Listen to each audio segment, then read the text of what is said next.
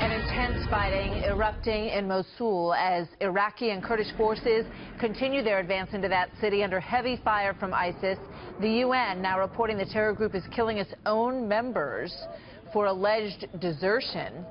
ISIS digging in its heels to try to hold on to Mosul, its last major stronghold in Iraq. Senior Foreign Affairs correspondent Greg Palkot live from Irbil, Iraq, with more on this for us. Greg, good afternoon.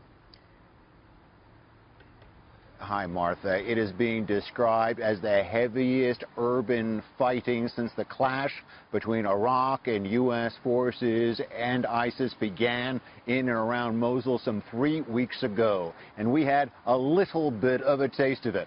We were held back at a checkpoint just a couple miles outside of the city, but we could see a lot. We saw ambulances rushing out the wounded. We heard artillery, planes and choppers overhead.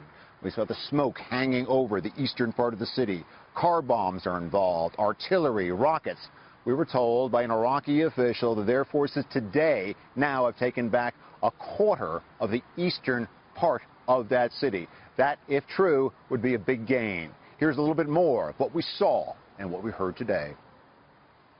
If this vehicle looks familiar to you, it is. It's a Humvee used by the U.S. military in Iraq for many years. Now this and others have been handed over to the Iraqi Special Forces. They are doing battle with ISIS in this region. And in fact, this vehicle had a run-in with ISIS terrorists just a couple of days ago, just a couple of miles down the road.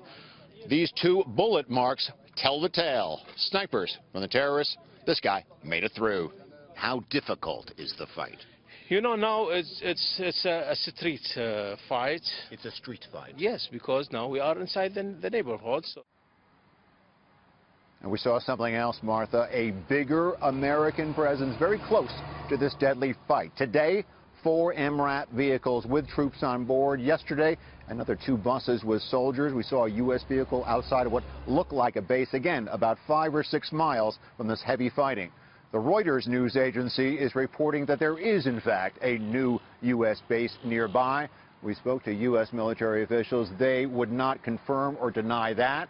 They have been saying that they will not send U.S. troops inside that city, but they also said that they will position their forces in any way that can support the coalition partners like the Iraqis. It looks like today they need a lot of support. Back to you. All right, Greg, thank you.